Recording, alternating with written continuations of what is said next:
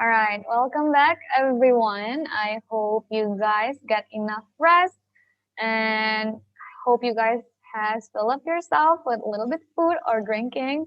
I hope you guys stay hydrated, obviously.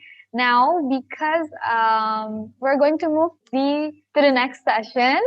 As you guys can see, we are going to again another session, and we have this very special, amazing guest. We have here Mr. Um, Arido Laksono SSM Hum, and our session today will be moderated with Dr. Muhammad Afif Mahfud.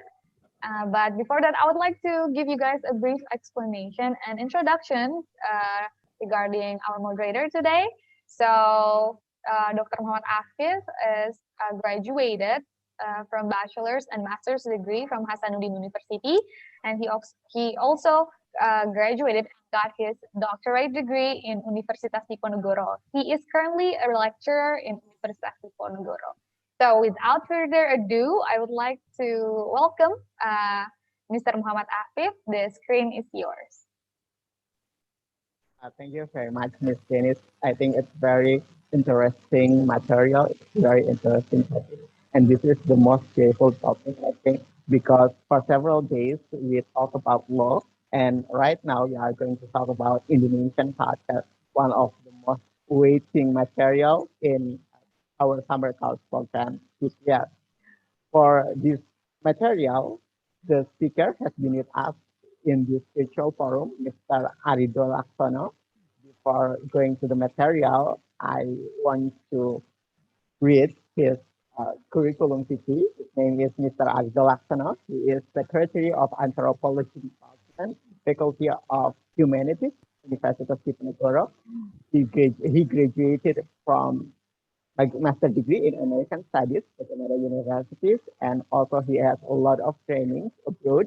Some of them are in South Korea about the culture, and also in American, namely Next Generation Leaders program in South Korea, study of the United States Institute on Contemporary American Literature in Kentucky, America, and critical thinking skills at Hanward online teacher training course, University of Oregon.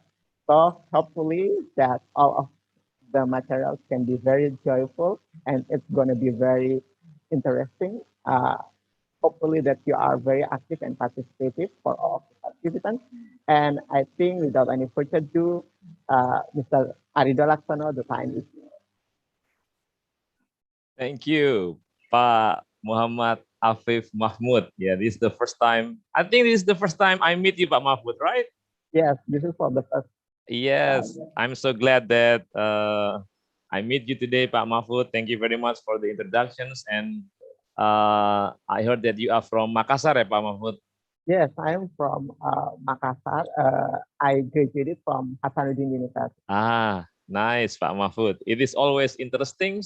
And for me, it is always a pleasure and also an honorable to have friends from different part of the world, as my field of interest is about culture. So when I meet people like Pak Mahfud from Makassar, I feel so happy because I'm from Java. And when I meet somebody from out of Java, then I am very curious about the culture of your people, Pak Mahfud. Thank you very much. Thank Okay, you very good. much. Yes, thank you. And also thank you for the committee for arranging this very special summer course program online.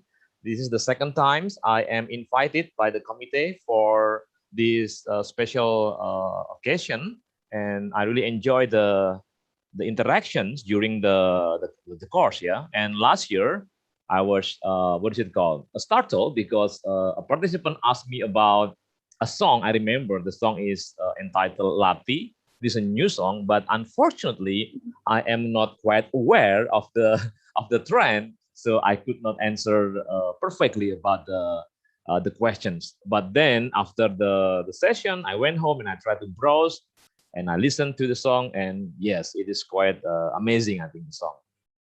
So right today, our topic is about introducing the Indonesian culture. Of course, it's going to be a glimpse, my friends, my dear friends, Let's see. Where are you from? Oh, we have here, how many participants here? 35. And mostly from where? Oh, we have here Grace Andrea from Flinders University. And then we have here Giam Sin. I hope that I can pronounce your name. I hope it is not wrong. Yeah? I'm sorry if it is wrong. Giam Sin Yue and Grace Andrea. And who else it is? Danis bin Muhammad Zahri. Those are, I think, particular name here from not from Indonesia. Also, Nur Amal Zahira, Taylor University, and Nick. Yeah, I cannot see clearly. And also Sumita, Kelly. Oh, so many interesting names from different part of the world. It's interesting. There are 8 countries, 8 countries participate in this summer course program. 800, Pak. Eight, eight, eight, 8 countries, 8 states. Oh, 8 countries. Some of Okay. them is Fiji, Okay. and then from Bangladesh also. Ah, Involved in interesting. our program. Very nice. Love it. Yeah. So this is the beauty of living in our beloved Mother Earth, yeah. Especially today because we have the online. So some people might think that the situation, the pandemic, gives some loss, something, but other, it is quite beneficial for us, especially that I can meet people from all over the globe online. Oh, we have here from Grace here. She wrote something here, I think. Okay. She's from I study in but I'm from New South Wales. Okay, thank you very much. Right. Now, the first slide of my PowerPoint, yeah, you can see coffee. I love coffee so much. I hope that you also do love coffee. And do you know, my friends, that there are, I think, 4 types of coffee, yeah? The Arabica, Robusta, Excelsa, and Liberica. Each of the type has its own characteristic, right? But somehow we love it. We love to drink coffee because it gives energy. It boosts our mood somehow. I like to drink dark coffee, of course. Coffee without sugar, of course. But some people in Indonesia, they love to drink coffee with some sugar. So yeah, it's a matter of choice. But the coffee that I show it on the first PowerPoint appearance there, it gives a symbol that whatever religion, whatever faith, whatever ideology that you have, it stays in you. But when you meet people, you get along with people, then you try to learn that there are things that we never know before. There are things that God or the supreme being or the oversoul, I might say, provide for us. Things, secrets that we do not know. And I hope that you do also have the interest to explore that secret. Okay. Right. My next slide, please. Thank you. So I believe that you can browse yourself on the internet. Sources are plentiful. I wrote it there. Indonesia has various ethnic groups with more than 1430 ethnic groups recorded according to the 2010 census conducted by Statistics Indonesia. This makes Indonesia rich in diversity and art. So imagine, my dear friends from all over the world, you have your own culture and we here have our own culture, and we live in one single globe. And in Indonesia itself, there are more than 1,000 ethnic groups. And each ethnic group has its own characteristic, its own culture. It's so diverse. That's why it is very difficult to manage, to run this whole country with so many diversities. Next, please.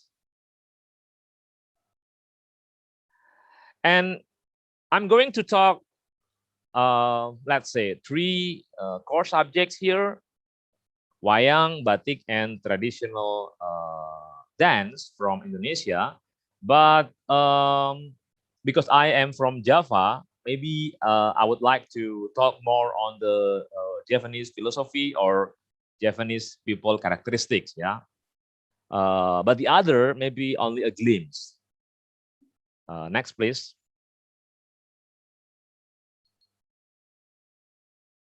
Nah, from the PowerPoint, batik. I believe that everyone here know what batik is. Yeah, UNESCO has acknowledged batik as one of the heritage, and if you ever live here in Indonesia, I think you can find batik from different qualities, different techniques of producing. Yeah, from the stem, like it is a printed stamp, and also with the hand, what do you call it, with the handwriting. So you have to melt the wax and then you put it in special what is it called, tools, and you try to draw or color the motif. And that is the one of the batik that is considered very expensive. I will show you the example later. Indonesian batik, including its culture, technique, and development of motif and technology, has been designed as a humanitarian heritage by UNESCO on October 2nd, 2009. Since then, every October 2nd, Indonesia has always commemorated National Batik Day. So yes, every October, usually nowadays there is an awareness, not only from people at my age, yeah, but also from the younger generations to wear batik in order to respect and preserve our heritage. Initially, batik was first introduced to the world by the former president of the Republic of Indonesia, Suharto, who was wearing batik at the UN conference. And batik itself is actually not only identical as cloth or clothing, using motif made through traditional coloring techniques. It uses natural coloring material. It is called malam, or the wax, yeah, and the chanting is the tool, yeah, on natural fibrous fabrics. Until now, batik continues to experience development both in the motif and the process of making it. And of course, because we are so diverse and we live in one Mother Earth, the motif itself is also influenced by other culture, Chinese culture, Hindu culture, because we live together, and of course there will be acculturation, assimilation, and that's how the motif develops each year. Yeah. Next, please. And that is one of the motif that you can see. Of course, you can draw it yourself. It is only a picture, of course. Oh wait, later, yeah. I have some motif here, but it is in the form of a blankon. The hat that I'm wearing here, it is a blankon. It is a traditional hat for the Javanese. Everyone in Indonesia who live in different part of Indonesia will have their characteristic in terms of the hat. I believe Pak Afif from Makassar, they also have their special hat, traditional one, right, Pak Alif? The Makassar people, they also have a kind of traditional hat, yeah, Pak Afif, yeah. Of Yes, course, yeah. we have songkok. It's Nah, songkok. traditional hat from Borneo. Yes, yes, interesting. Nah, they have from Makassar, they have songkok, and from Java, we have here blankon. And the blankon itself varies. My blankon has a kind of a triangle here, yeah, and this one is a bit longer. It is called senopaten. Senopaten is like a knight, yeah, a leader of a troops, the knights, yeah. So I wear this, yeah. And there is a motif here. This one is a modern motif, and usually the motif is like the one that you are seeing, watching on the PowerPoint. That was a traditional motif, but the one that I am wearing right now, it has a wayang here. If you can see it, it has a wayang here. It's a new motif developed by the what is it called? The maker of the artist of blankon. And he said that Parido, when I ordered the blankon, he said, Parido, I'm going to make a new motif. I think nobody in Indonesia has ever done this one. And I said, what is that? And he said, I'm going to draw wayang, the puppet on the blankon. And I said, that's a great idea. Can I order the character of the wayang? Yes, sir. And I ordered this one. This one is Begawan Abioso. Begawan Abioso. Begawan means the monk, a monk, a religious or spiritualist leader. Abioso is the name. Okay. Here the Sogan batik motif has existed since the time of the Japanese ancestors several centuries ago. This batik dominated by light brown color and has distinctive motifs such as flower accented with dots or curved lines.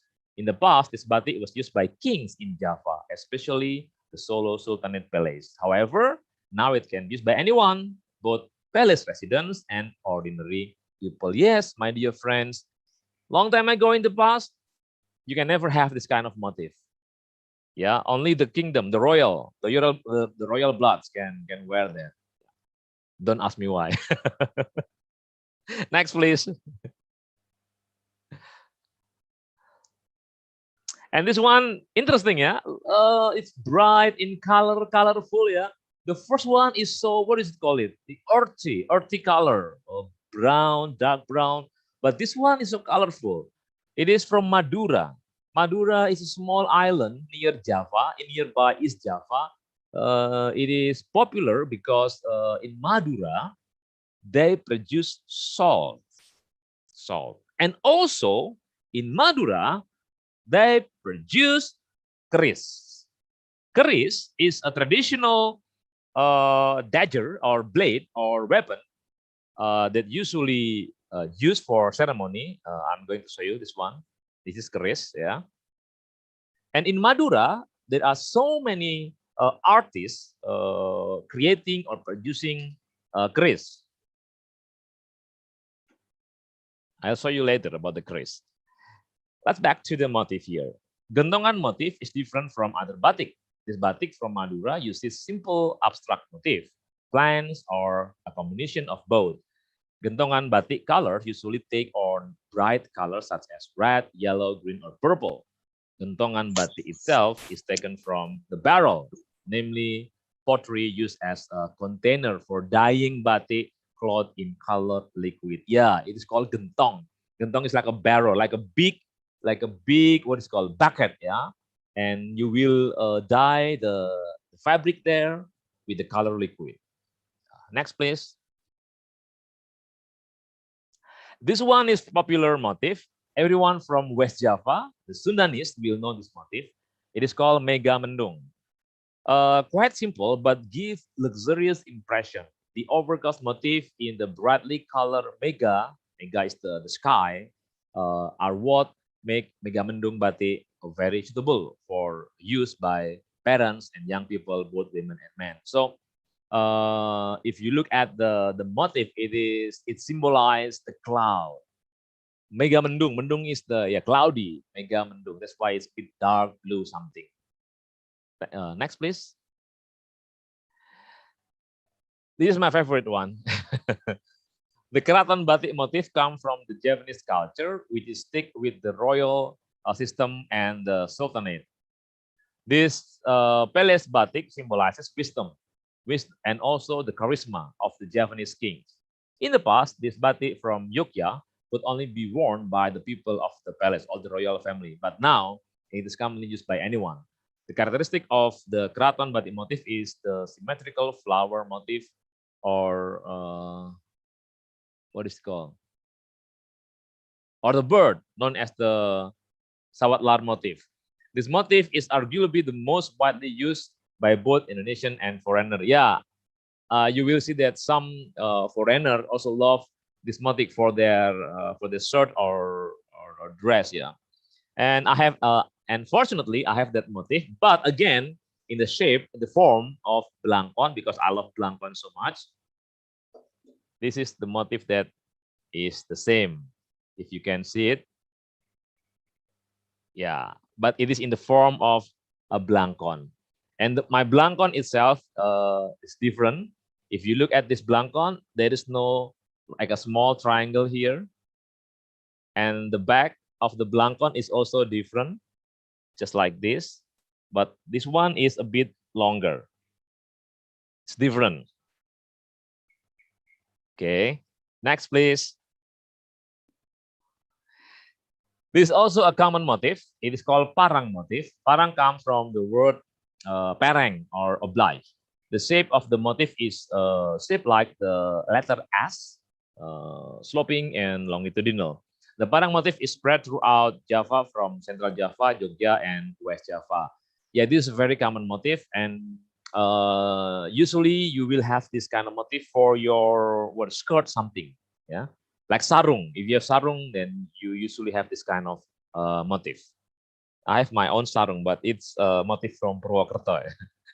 Okay, next please. Now we come to wayang. Again, 1,000 ethnic group. It is impossible to talk all in only one single session. Yeah? We should meet and then have some coffee, and then we can talk all day, all night long about Indonesian culture and the philosophy, of course. And wayang. Wayang is one of the various culture heritage of the past in Indonesia. Wayang is one of the cultural works of art that stand out among many other cultural works. Wayang performances include acting, voice, music, speech, literature, painting, sculpture, and also symbolic art. Yeah, nowadays we lost some popular or famous or talented dalang. Dalang is the one who play the puppet, the wayang. And I believe that nowadays there are still some teenager or young generations of us who seriously study wayang, even though not more, but there are. On November 7, 2003, UNESCO has also recognized wayang as one of the art that speak for Indonesian culture in the list of masterpiece of oral and intangible heritage of humanity. Until now, we can still watch wayang performances, yeah, in YouTube, of course, yeah. If you try to invite the dalang, dalang is the master of puppet, yeah, to come to your place and have a performance show, it varies. Maybe it ranges from the cheaper one, let's say about 75 million rupiah, 100 million rupiah. That's cheap, yeah. But above that price, it's going to be those what is it called, popular or famous dalang, more than 100 million, of course. And the story of wayang derived from the Indian epic. So actually, we have a very close connection with India, Ramayana and Mahabharata. And if we refer to our history, our past history, the kingdom in Indonesia, in Java, they mostly have their Hindus culture. So we live hand in hand together, yeah, very close with India. The Ramayana tell the story of Rama, the son of King Dasarata of Ayodhya.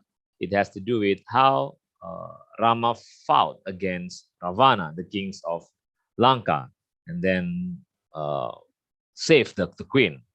And Mahabharata is a big war in Kurukshetra, in which all 100 Kurawa were killed by 5 Pandawa. So Pandawa symbolizes the, what is it called? The good one, and Kurawa is considered as the bad one. So it's a war between good and evil. 5 Pandawa. And one of the characters in Pandawa, in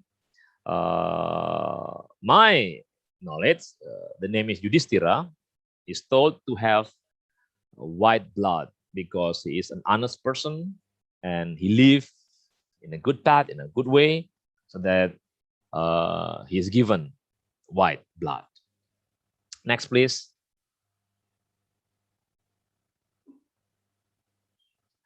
Now we come to the dance. Yeah, because about wayang, batik, and dance. Yeah, I cannot, of course, show you every dances that we have here in Indonesia. I took one which is maybe most famous in the island, or perhaps I will also show you the dance which it is famous regional, but maybe not national.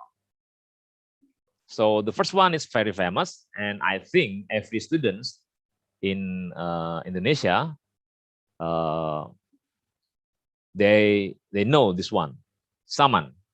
Saman dance is a dance that is quite unique because it does not use musical instrument. However, it only display hand, body, and head movement. Saman dance is a traditional dance originating from the highlands of Gayo land, Southeast Aceh.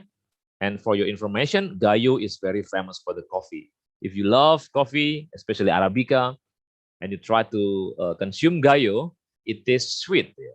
So the first time, the first impression that you will get from sipping the coffee, you will taste something sweet and sour, but at the end here is a kind of sweet, I think. Yeah, it is subjective, of course. Yeah, but maybe you should try yourself. But most people say that. Okay. Saman dance was created by Sheikh Saman, a propagator of Islam in Aceh. Therefore, the dance was given the name Saman dance according to the name of the creator. Saman dance was used as a medium for preaching Islam at the time. Because of the condition of Aceh, which was experiencing war, Sheikh Saman added poems that could foster or boost the fighting spirit of the Acehese people. And yeah, during the Dutch colonization, Aceh region is the last one conquered by the Dutch. So yeah, they fight quite hard against the Dutch at that time. Next, please. Tari Jaipong is a very rhythmic and dynamic dance.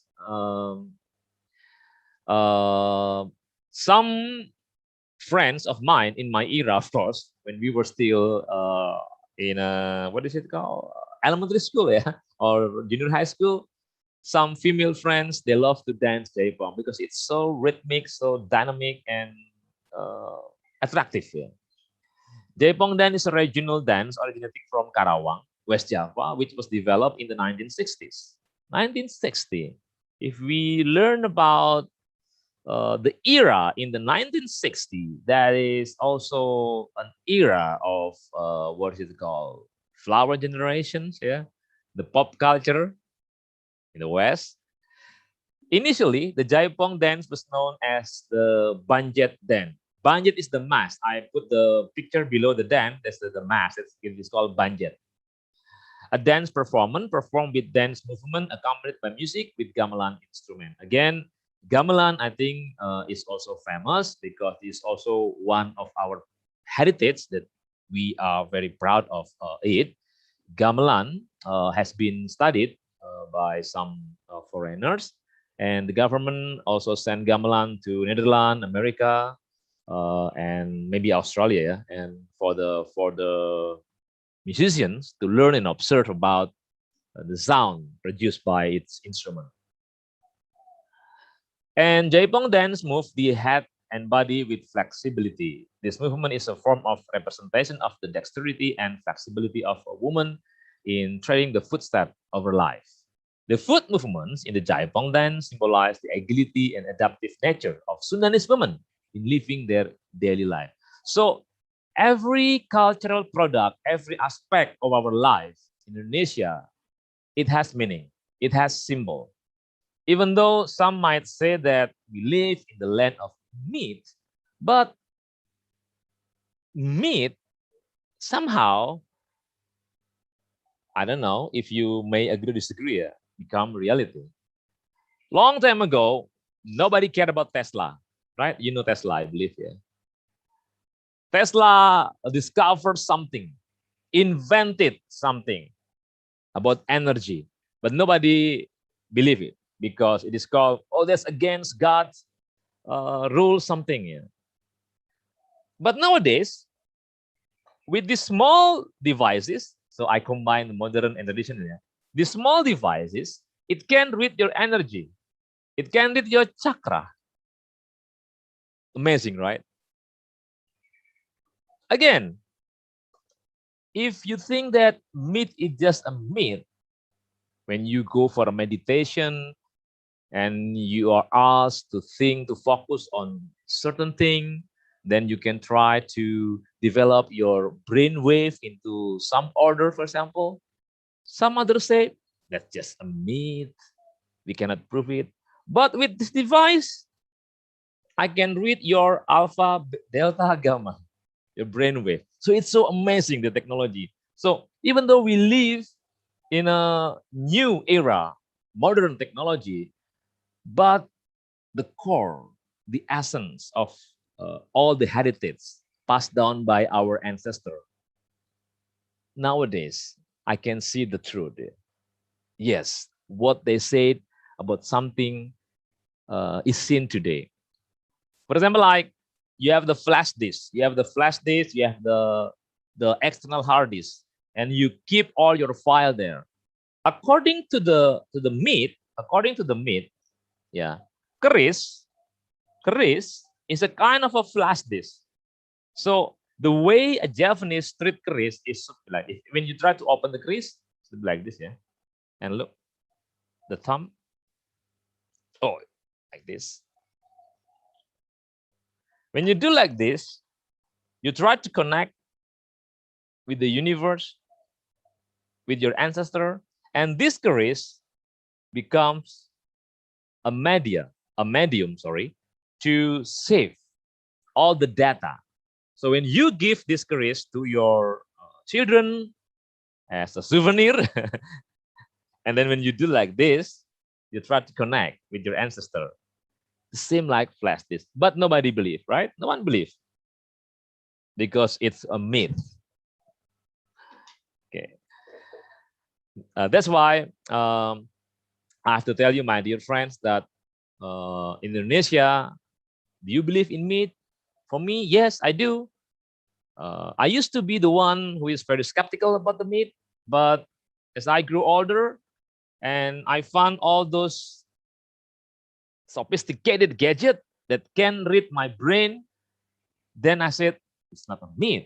When I try to have a meditation and I try to develop my brainwave on a certain level, then I can see it from here. I can prove it from here. So can you see the connection between the past and the future into this culture? Next, please.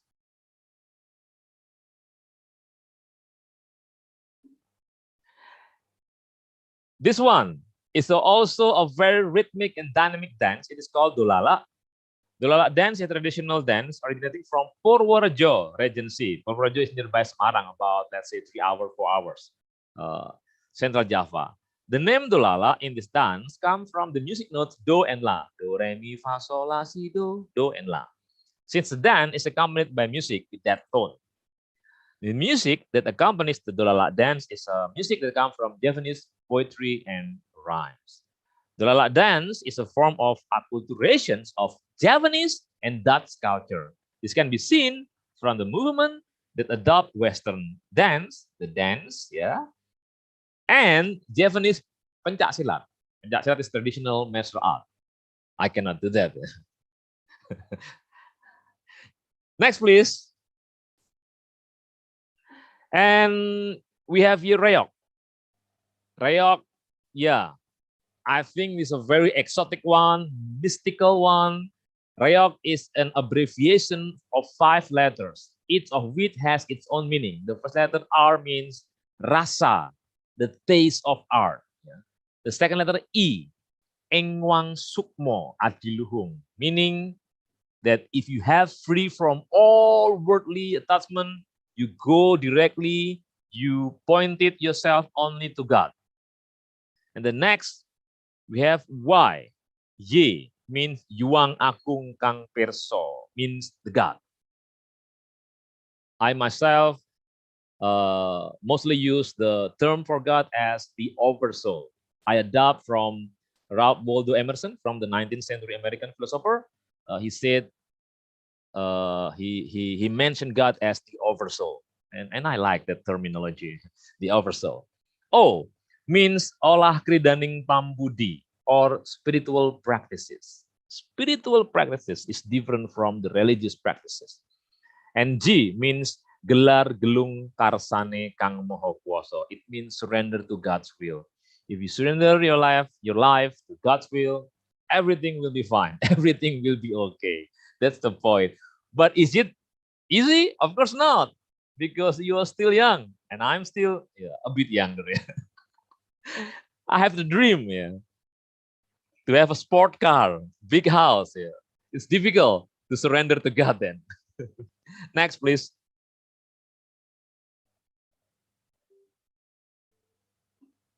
Oh, it's still working. So, my dear friend, even though you are studying law, but I believe that it is also good if you learn about the culture. Then you will be a person with a good heart.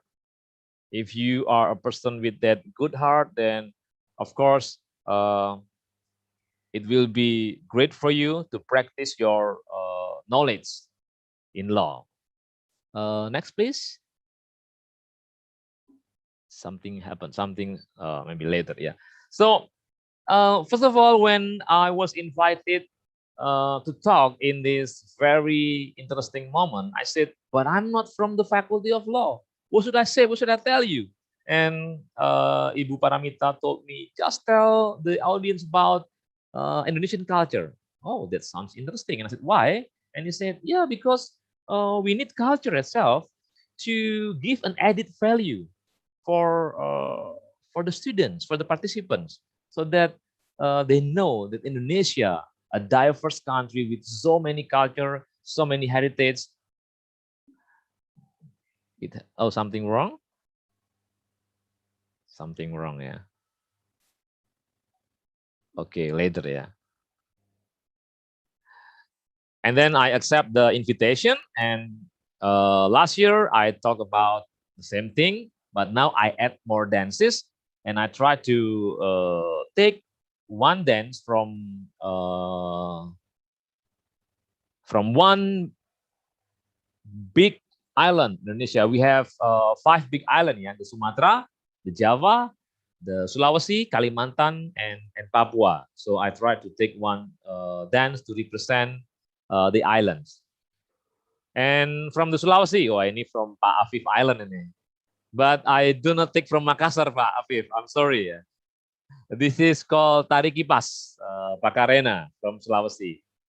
Pakarena fan dance is one of the traditional dances originating from Goa, South Sulawesi. Pakarena fan dance is a dance performed by female dancer carrying a fan. The dance is often performed to promote tourism in the South Sulawesi region. And you can see yourself, it's so beautiful. And maybe you said, that's like the Korean dance, yeah? If you like Korean culture, then you will see that kind of dance. The Pakarena fan dance had become the official palace dance during the 16th century in the reign of the King of Goa. The dance has been passed down from generation to generation and continued to be danced until now. In the past, this dance was only danced in the royal palace. Yeah, my dear friends, what can I say? The culture here, because we used to have so many kingdoms, and when we live in that kind of era, and you will see that the royal family, the noble family will have all the privileges. Yeah, it happens everywhere. Here in England, in any part of the world, who still maintain kingdom, yeah, as their form of government, I think they will experience the same. In the past, this dance was only danced in the royal palace by Goa by noble daughter, which is a complement of royal parties and ceremony. Pakarana Van dance describe the separation of Boting Langi. Is it your language, Pak Afif? Yes, Mr. Arido. That's Actually, the meaning is about the marriage. the marriage. Yes, voting means marriage in Sulawesi language. It's our Oh, vernacular. so then the sources there is wrong then. Yeah. Okay, thank you, Pak Afif. Okay, See, thank you. we have what is it called? The native from Sulawesi. Yeah. Thank you. Next, please.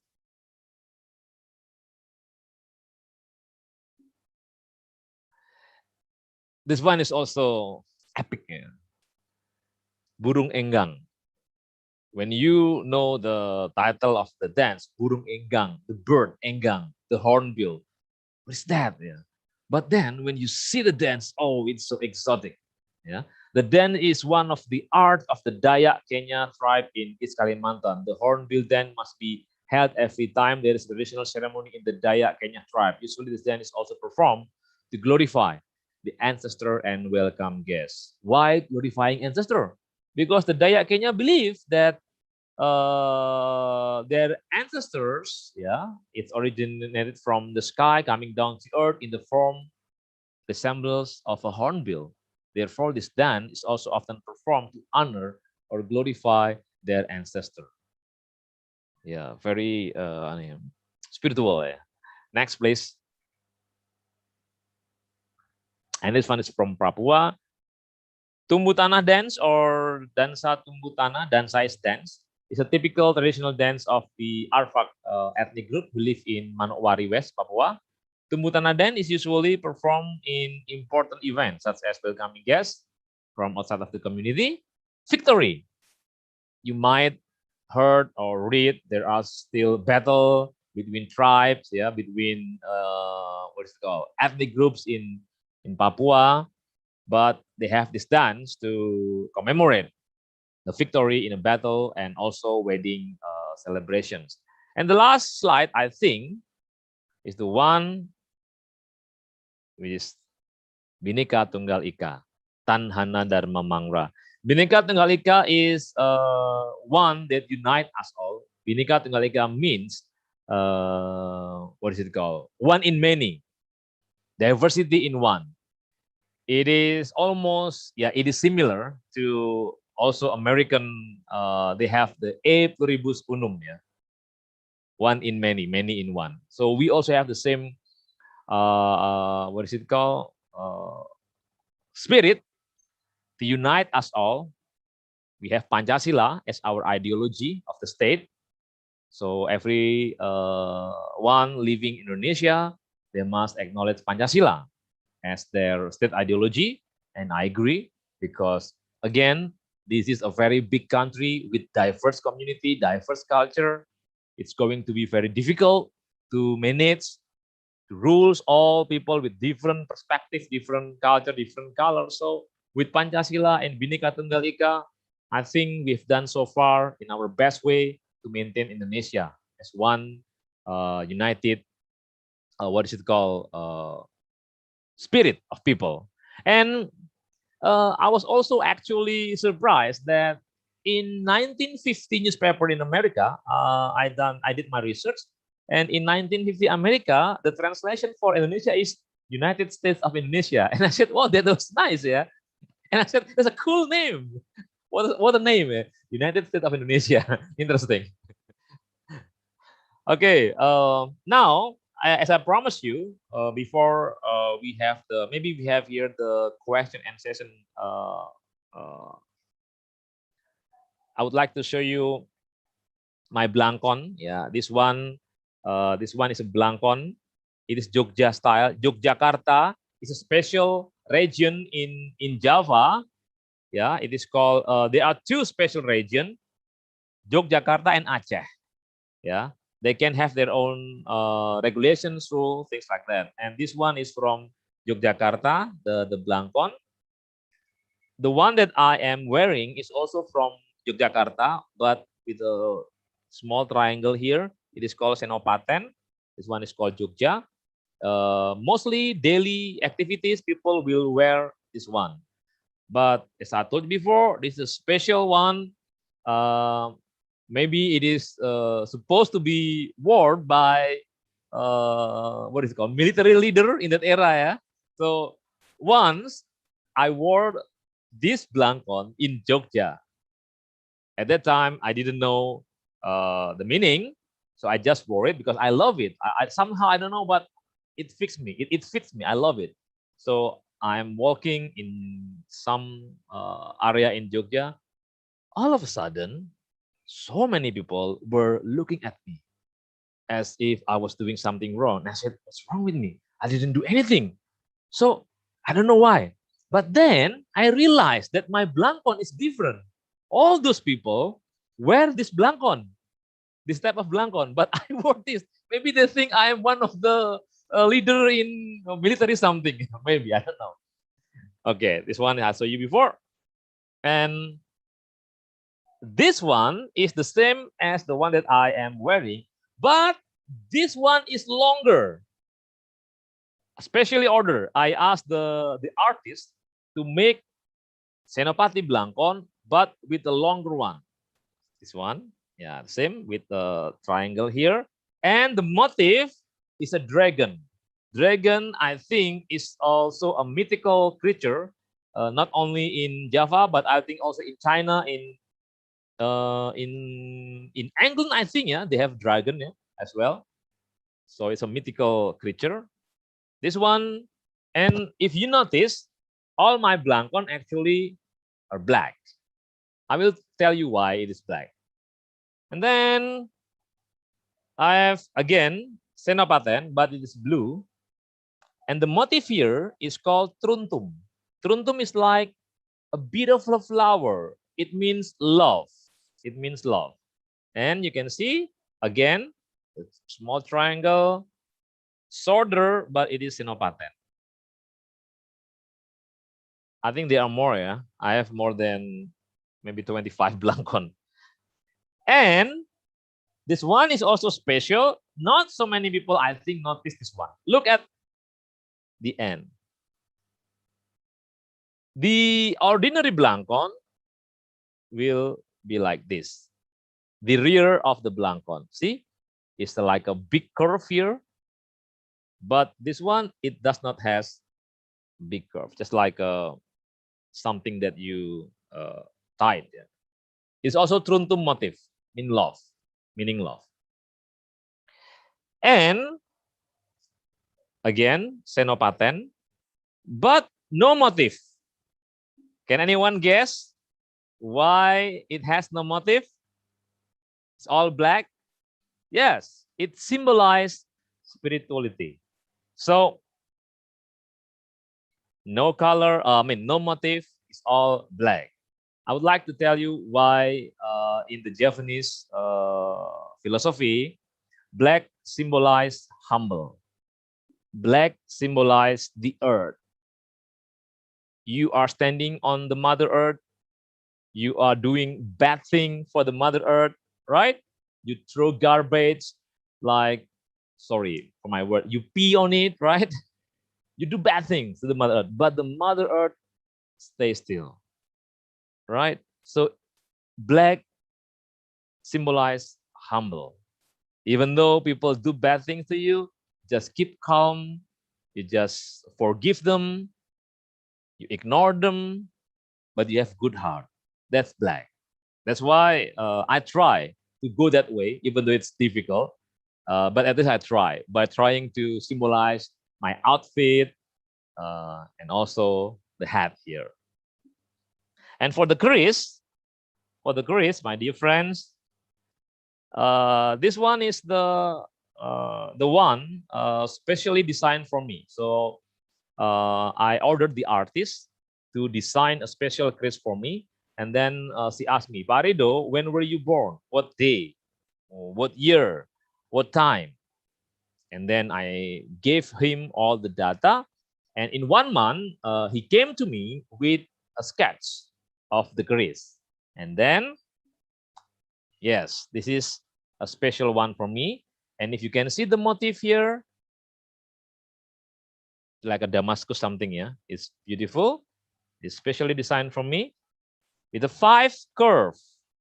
The curve of the crease is always in an uneven number. Why is that uneven number? Why? Yeah, because again, the Javanese always try to be humble, always try for a spiritual journey. Uneven means that you need other thing to make it even. So uneven means that your life is not completed. You need special thing, special step to go to the perfection. That's why the crease always, when it is curved, it is always in an uneven number, the curve. This one is also a crease. It is an old one, my dear friends. You can believe it or not, yeah, it's okay, no problem. But some say, I think it is more than hundreds years, thing like that. But I myself don't know about it. Maybe it's true, maybe it's not. But I said nothing to lose, so I believe it. Okay, when you say that it's more than 100 years, I believe it. I don't lose anything, yeah. And this one is straight. Nah, if it is the first time for you to have a keris, then it is recommended that you have the straight one. After you understand the philosophy of this one, then you can go to the curve one. And the curve will be 3 curve, 4 curve, 7 curve, 9, 11, and 13. All uneven number. Let me see. This one. This one is also is an old. Look at this one. The side of the keris. Yeah, it's old. And it's straight. Yeah. Why?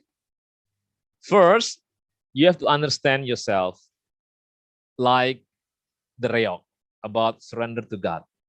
You must have the straight one first to show you that you go straight to God. Your life should be pointed to God. That you have God as your what is called creator, your guide, your guidance, and also in your life, your recent life, you have to protect your family, your children, your wife, your husband. That's why you need this one to always remember that you must go or walk in a straight line, in a straight pathways, in God's ways, to protect, to nurture your family. That's the philosophy. That's why it is the straight one. What else? Okay. Now, this one is expensive. I'll show you this one. Among other keris of mine, this one is the oldest one. This one is the oldest one. The one that is created for me, there's a new one. It is made in the year of 2014 or 13, I believe. But this one is, yeah, I told you before, this is the oldest one. Look at this one. It's so old that it's so thin, fragile. I must be very careful with this one.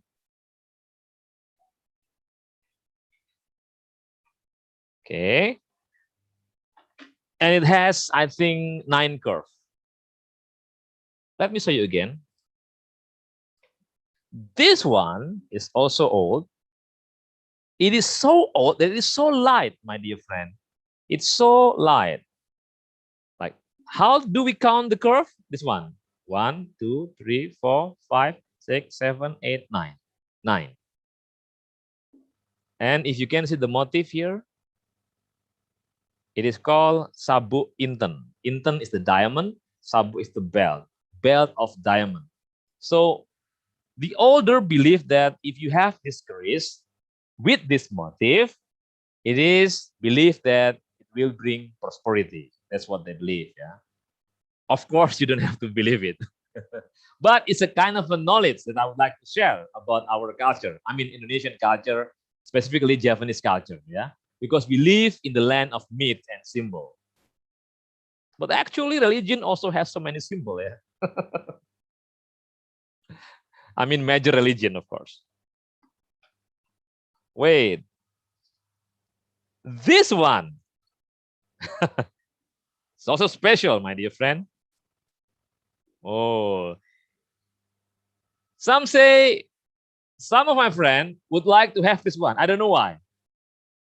It's dark, no motif, 7 curve. Some of my friends who know about keris, when they come to me and said, "Can I have that one?" And I said, "Why?" And he just kept smiling. And I was wondering, why so many people would like to have this one? So I think this one must be special. So I keep it then. And I like this one because no motif. Why? If a keris has normative here, then it is the one that you can use, I mean, like in a war. This one. What else can I have here? Oh, this one is different, yeah. The shape is different. Small but beauty. See? Okay. Now I would like to show you another artifacts in our culture. The okay, there's some question later, yeah. This one is maybe in Western culture it is called bandana, yeah. Yeah, bandana, yeah. But in our culture it is called udeng or ikat. This one is from Badui. We call Badui luar or Badui who live not a what is it called in the outside of the area of the region. Badui luar, and this one I have special one. This is Badui dalam. I got it from a friend. He went to Badui and he gave me this one too, the black and the white. It is from Badui dalam. And another one is from Solo with the batik. How do you, any question? How do we wear this one? Wait, I will show you.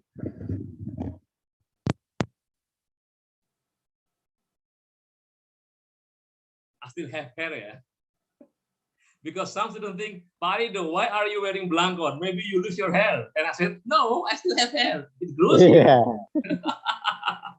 See, my friends, this is how we try to wear the bandana, the Japanese bandana. You have to make it into a triangle like this.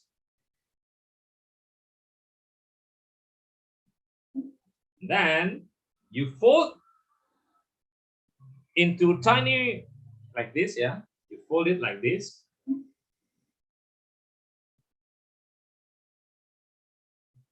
And then you do like this. See, the simple one will be like this. I would like you to show you the simple one, just like this, and this, and then you tie it. Done. That's a simple one. But if you want to make it more tidier, you can take. I will get. This is parang, yeah. The S letter that I show you. Can you see it? Yeah, the S letter parang. Yeah. If you want to make it more tidy, then wait. This same like this. You can use the triangle here or not, but I prefer to have that. That's my style. Yeah, of course you don't have to do that. Like this. If you want to make it tidy, then you do like this. Then it goes like this. See, it's different, right? Goes like this. See, the shape is different. It looks like a blanket then. Right, and then try to make it tidy by folding it like this. Make it like a curve something. This one. If you don't want to have a triangle here, you can do like this. You put it here. That's one.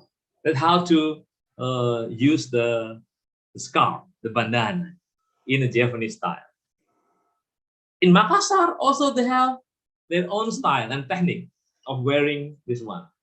I can also make it into a Balinese style with this, like this. Yeah, if I do like this again, but then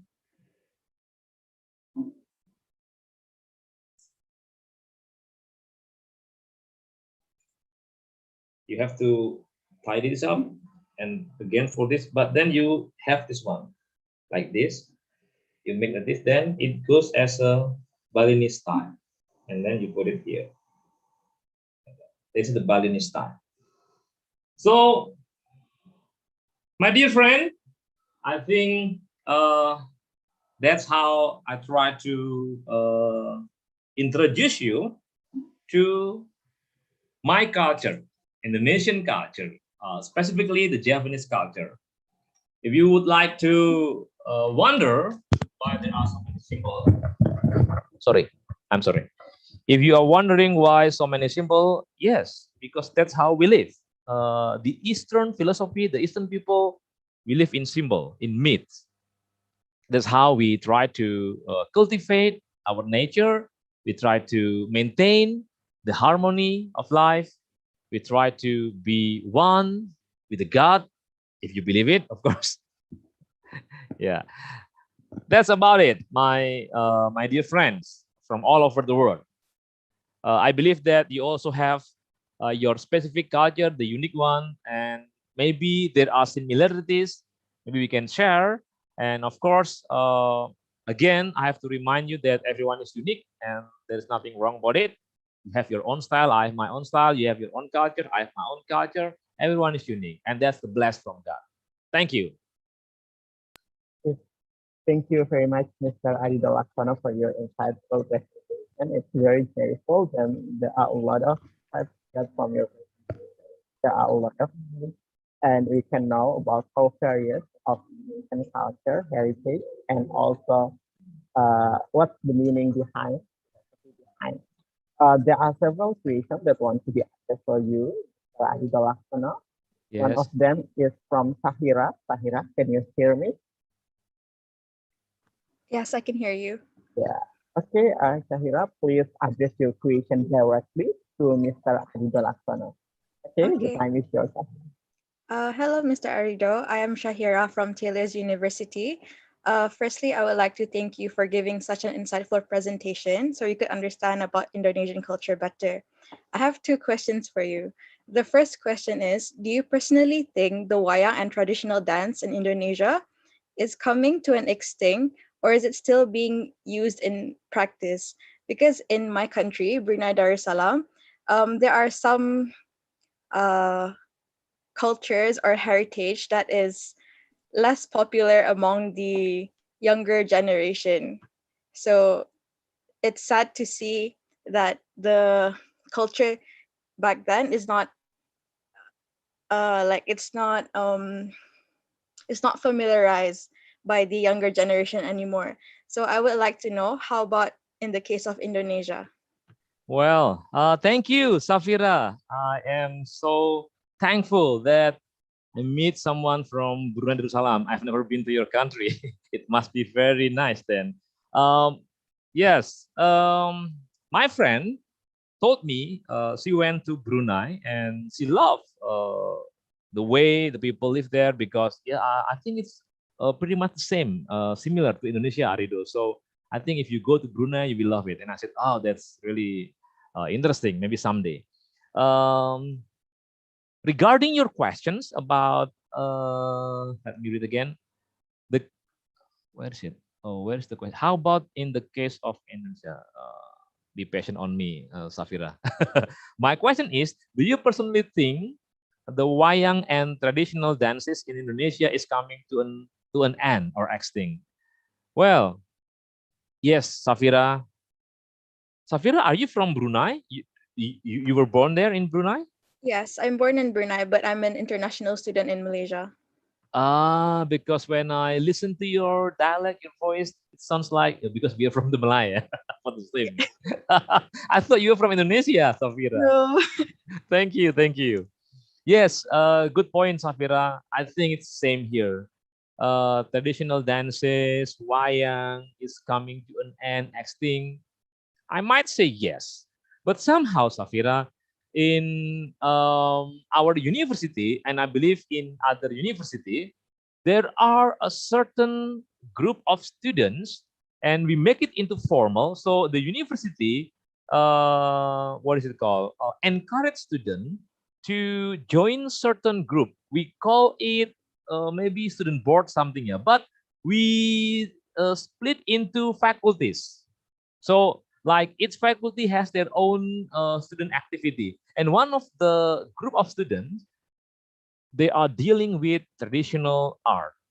And in our university, our student also deals with art performances, theater, dances.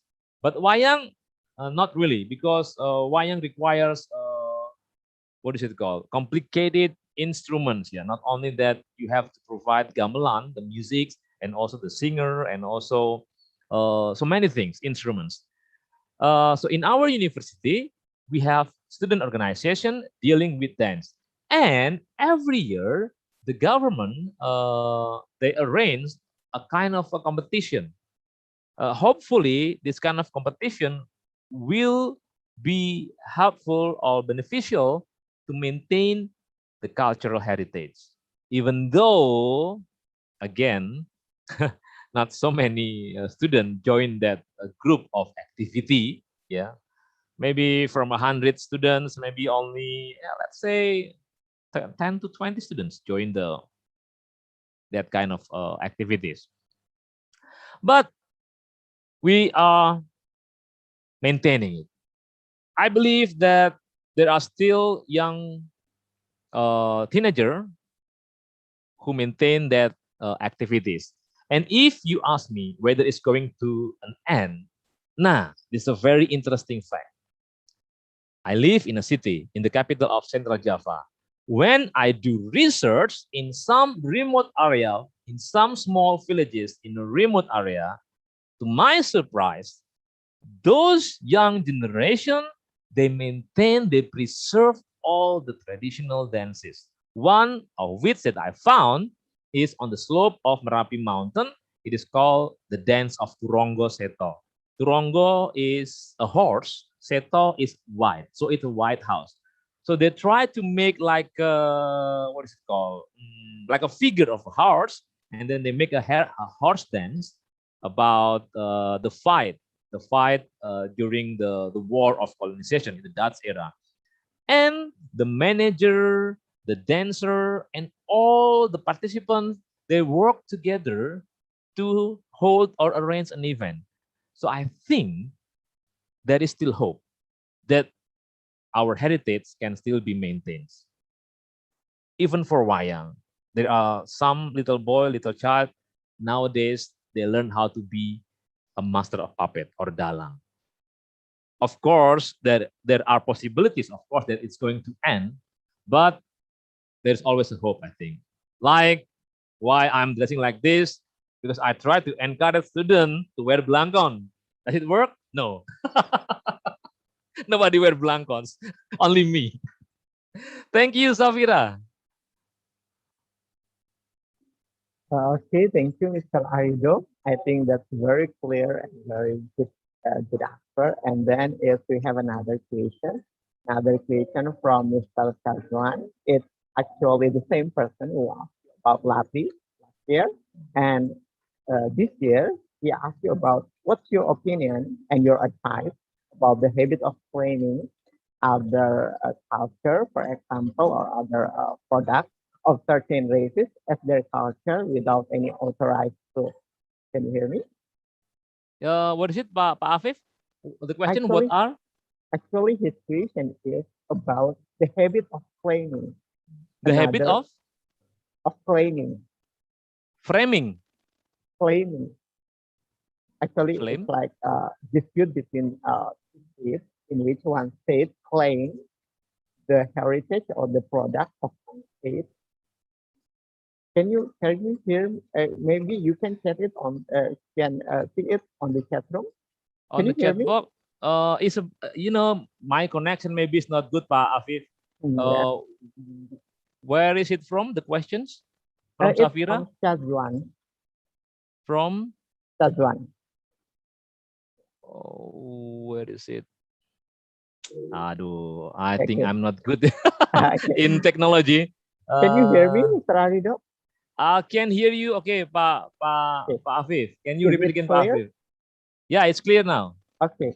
Actually, his question is about, about the claim, Oh, claiming. yeah, the claim of another country culture, maybe Mm-mm, heritage mm-mm. as theirs or particular state. And then it's what without any proof, authorized proof. So what's your opinion about that? Yes, thank you, Pak Afif. The question is coming from From Saswan. Saswan, Malaysia, Saswan, yes, yes, University of Saswan. Malaysia. From UKM. I hope you still Yes. remember my question about lah. That was Yeah. the Lati. Yeah. Thank you, Mas Saswan. That's why I told you the first time in our program here that I remember last year someone asked me about Lati challenge, and now you come again. Thank you for joining the summer course again, Saswan from UKM. I'm glad that you are here again. Yes, claiming. Yeah, I think it's. I used to be that kind of people who got irritated, or maybe a bit angry when somebody tried to claim something. But somehow, um, claiming, I think is inevitable. I mean, like you cannot escape from it. You cannot. What is it called? You cannot deny it. It happens. We live in one same root of culture and language, and even we are neighbors. Like we are neighbors to Malaysia, Brunei, what is that, Papua New Guinea, and also Australia. We live close to one another, and of course there will be adaptation, acculturation, assimilation that happens during the encounter. Even in this global era, everything is borderless.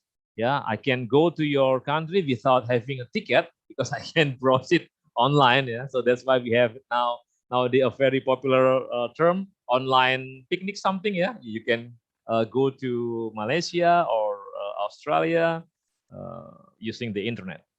So if there is a claim of a certain culture, I think we have to be very wise on it. We have to what is it called? Make a real research and observation about the origin, about how it is maybe shared or spread. Like, let's say, the story of Ramayana and Mahabharata. It is originally from India, right? So, and we adopt it. So I think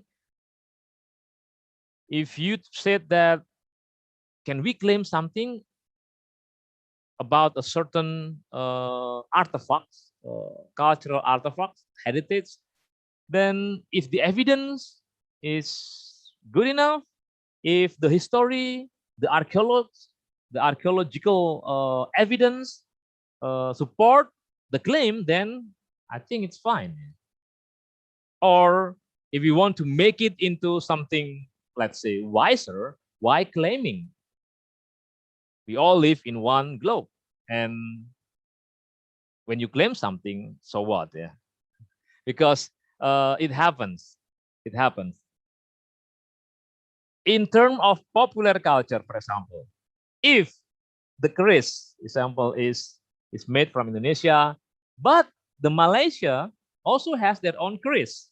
Makassar has their own keris as well. I cannot claim it from Java because Makassar has their own keris.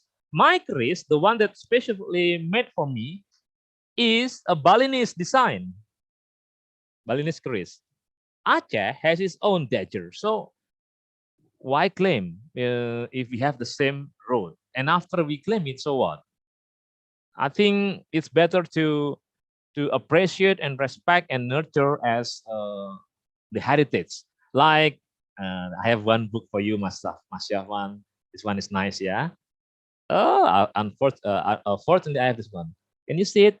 Ahli Waris Budaya Dunia. It's a very good book talking about Indonesian in 1950 and 1965 World Heritage. So in this book, yeah, that the Jennifer Lindsay wrote about uh, the coming of influence from America, of course, in 1950, 1965, and how popular culture is used. And now, if the popular culture come to Malaysia, to Indonesia, to other countries with the symbol of Nike, for example, whose culture is that? Yeah, or Reebok. Everyone wears Reebok or Nike or Converse, for example, and everyone dance the break dance. It's a pop culture because it's mass produced and sold for the society. But in terms of cultural heritage, if you try to claim and you have the evidence, the root, then I think it's, for me, it's fine. For me, yeah. That's my answer, Mas Yaswan. Mas Yaswan, you are from Malaysia. I forgot. Mas is a call for an Indonesian boy or man, yeah, Mas. And Ba is for the female. Pak is for the older one. So I can call Pak Afif or maybe Mas Yaswan or maybe Mbak Danis or Mbak Safira. Thank you, Mas Yaswan. Okay, thank you very much, Mr. Adil Laksana. I think both of those questions are very good and your answers are very clear and can enhance our academic quality, our knowledge about Indonesian culture, and also about the philosophy behind. From the explanation that you have delivered, I can conclude that Indonesia is a various country with various cultures, various heritage, and in every heritage or in every culture or in every product which is produced in Indonesian and passed down by one generation to another generation, there is always philosophy behind. And this is something that we must always take care, and then we always must nurture, and this must be also passed down from one generation to another generation after us. I think that's all our lecture. Thank you very much. Would you mind to have your closing remarks, Mr. Ajal Aksono? Thank you, Please. Pak Afif. Yes. Yes. My dear friends from all over the globe, from all over the world, I hope that the Oversoul will give you all the blessings, the safety in this pandemic, and hopefully that you all stay healthy with the spirit of friendship and respect for differences. I hope that we can be always friends from Indonesia, Brunei, Malaysia, Australia, Bangladesh, and other countries. And also, I would like to quote, I like this poem here. I would like to quote it and give it to you, a poem from Robert Frost. At the last line of the poem entitled The Road Not Taken, it is written there, two roads diverged in a yellow wood, and I took the one less traveled by, and that's what make all the difference. So it means like, don't be afraid to be who you are, to be what you are. You are Indonesian, you are Pakistan, you are Bangladesh, you are Malaysia, you are Javanese, you are Makassar, but that's the unique of you as one creature of God. So thank you very much. Hopefully that we can meet again somewhere. May the force be with you. Okay. Thank you very much, Mr. Ajal, for your wonderful remarks. And then I think that's for today. Then I return to the time for our Dennis, the time. All right, thank you so much, Mr. Afif and Mr. Arido. It was a very insightful discussion and fruitful as well again. So before we close our session for today's agenda, I would like to invite every participant to again turn on your camera because we are going to have a photo session. So for those of you who hasn't turned on your camera, please do.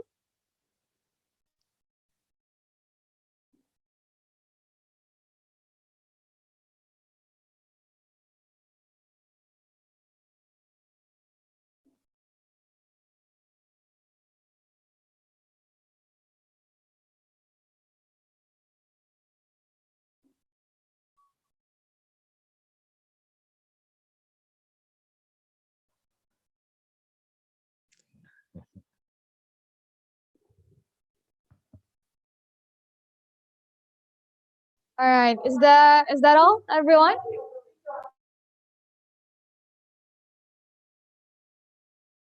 All right. On my sign, 3, 2, 1.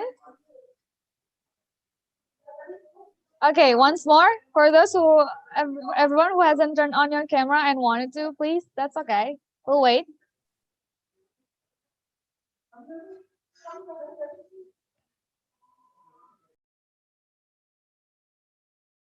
All right. On my sign, 3, 2, 1. Okay, that's all. Thank you, everyone. All right, we have finally come to the end of today's agenda. So I would like to thank every one of you and for our speakers, our moderator, and of course, all of you, the participants who engage in such a amazing discussion and then the question as well. Uh, Before that, I would like to apologize if there's any mistakes that I do or something that might offend you. I apologize from the bottom of my heart. So, since we start our session today with prayer, I would like to invite all of you to end our session with the prayer as well. So, the prayer begins.